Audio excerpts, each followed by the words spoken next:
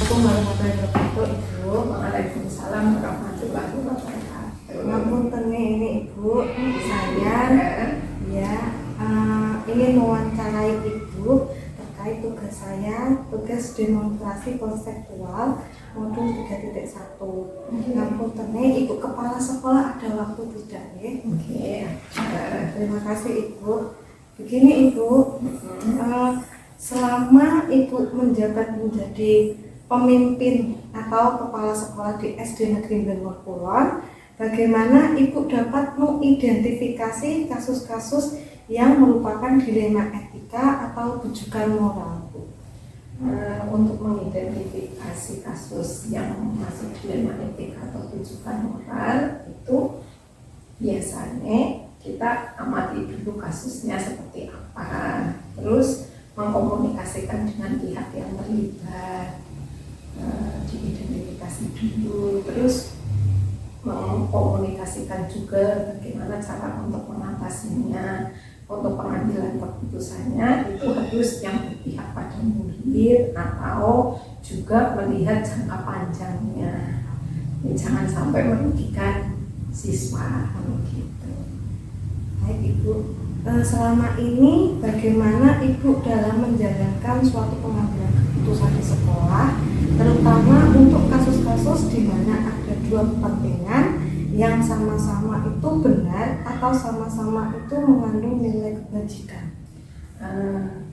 Kalau keputusannya itu sama-sama benar dan mengandung nilai kebajikan, biasanya kita melihat dulu kasusnya,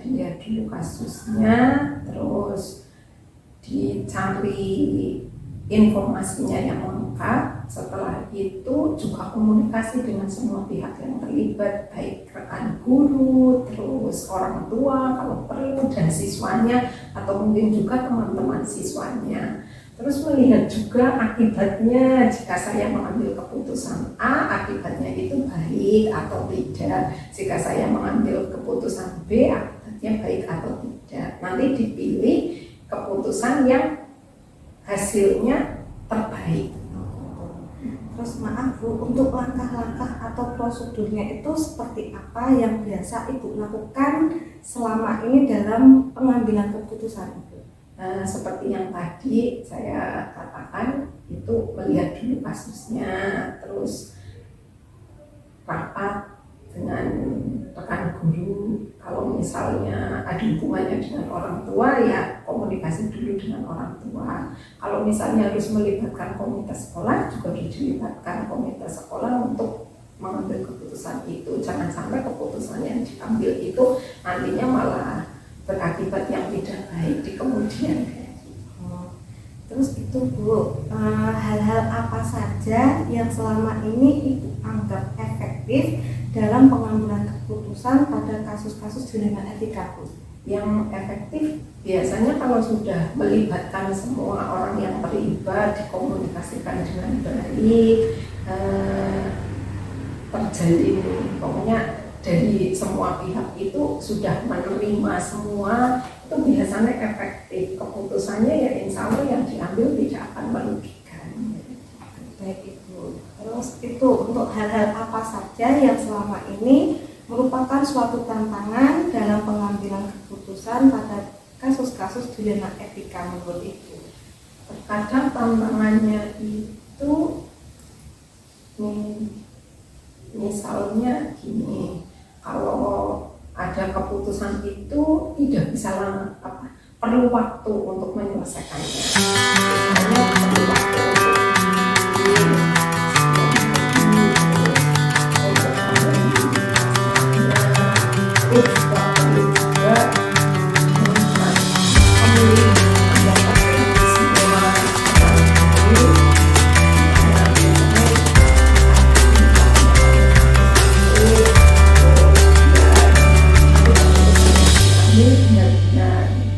benar-benar yang terbaik ya gitu. Intinya tantangannya ya butuh waktu yang cukup agar sampai keputusan itu bisa diambil. Gitu. Terus apakah Ibu memiliki suatu jadwal tertentu dalam sebuah penyelesaian kasus dilema etika, dan apakah ibu langsung menyelesaikan di tempat atau memiliki suatu jadwal untuk menyelesaikannya? Bentuk atau prosedur seperti apa yang ibu jalankan? Kalau jadwal rutin sih tidak, tapi kalau misalnya ada kasus, biasanya ya kita tampung dulu kasusnya seperti apa. Nanti kalau misalnya kasus itu mendesak, ya langsung kita adakan rapat dengan semua rekan guru, kita diskusikan bareng-bareng, kita ambil keputusan yang terbaik. Misalnya kalau membutuhkan orang tua ya dengan segera mungkin, misalnya 1 atau 2 hari setelah kejadian ya orang tua dihubungi untuk datang ke sekolah. Kalau misalnya butuh komite ya segera mungkin juga menghubungi komite. Apalagi kalau misalnya kasusnya cukup mendesak ya tidak, maksudnya tidak harus menunggu jadwal rutin harus diselesaikan, tapi ya setelah sudah tahu duduk perkaranya ya diadakan pertemuan dengan semua rekan guru dan pihak yang terlibat. Terus adakah seseorang atau faktor-faktor apa yang selama ini mempermudah atau membantu ibu dalam pengambilan keputusan dalam kasus-kasus pidana etika? Pengalaman ya mungkin dari orang tua, ketika orang tua saya ketika mengambil keputusan itu juga bisa jadikan pengalaman ketika saya jadi guru dengan melihat kepala sekolah terdahulu, saya juga belajar dari mereka, atau juga bertanya dengan ibu pengawas atau siapa jika memang kita mengalami kebuntuan dalam pengambilan keputusan seperti itu. Dari semua hal yang telah ibu sampaikan, pembelajaran apa yang dapat ibu petik dari pengalaman ibu dalam pengambilan keputusan di lembaga etika? Pengambilan keputusannya tidak bisa diambil dari pihak saya sendiri, tapi harus melihat dari semua orang, baik yang bersangkutan yang terlibat atau mungkin orang lain yang berada di sekitar orang tersebut, agar keputusan yang diambil benar-benar berefek terus tidak merugikan salah satu pihak dan tidak berakibat dan berdampak jelek kemudian. Terima kasih Ibu, jawaban Ibu sangat luar biasa sekali. Saya terima kasih atas ilmu yang sama kepada saya. Semoga Ibu selalu sehat sehingga Ibu dapat memimpin SD Mlengor Kulon ini lebih berjaya lagi. Amin. Terima kasih Ibu. Assalamualaikum, ini saya tak kasih kalau saya ini. Terima kasih Bu. Assalamualaikum warahmatullahi wabarakatuh. Waalaikumsalam warahmatullahi wabarakatuh. Kepripun kahananipun Ibu Kepala Sekolah niki SD Negeri Mlengor Wetan Ibu? Alhamdulillah sehat Bu Ida. Oke, ngapunten Ibu. Ya. Kalau sampun ganggu dari berpanjangan, ini ajeng silaturahmi sekalian ajeng tanglet-tanglet begitu wawancara tugas demonstrasi konseptual modul 3.1 wawancara kepada pimpinan kepala sekolah. Iya, iya Bu Ida. Boleh saya minta waktunya nggih Bu nggih? Iya, boleh. Maaf Ibu, selama ini bagaimana Ibu dapat mengidentifikasi kasus-kasus yang merupakan dilema etika atau kejutan moral itu?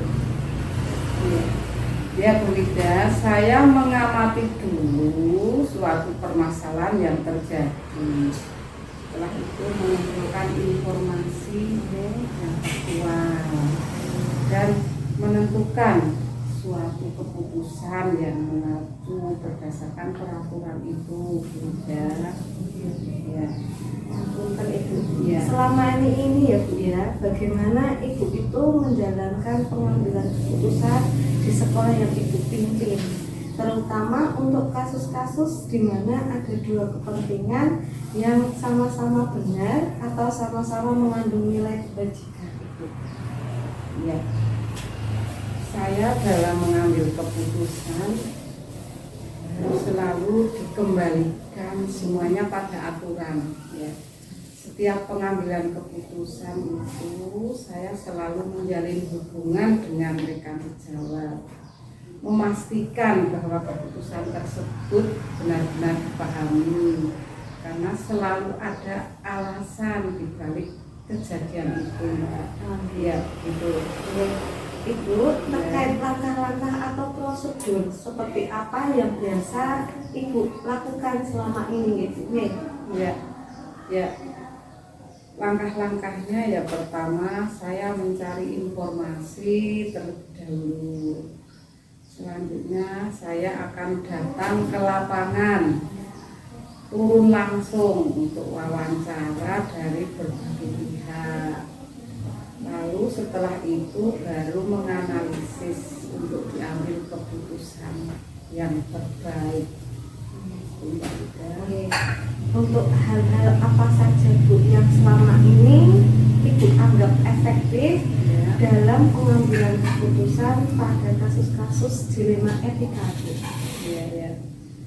Kalau saya merasa itu pengambilan keputusan efektif apabila dilakukan dengan spontanitas, tergantung objek permasalahan di lapangan. Saya mengobrol dengan tim manajemen sekolah dan guru-guru senior, didengar pendapatnya supaya ada keputusan bersama. Terus ngapunten ya, hal-hal apa saja Bu yang selama ini merupakan suatu tantangan dalam Ibu pengambilan keputusan pada kasus-kasus dilema etika Bu? Ya tentu saja mungkin ada ya tantangan-tantangan yang dihadapi ya.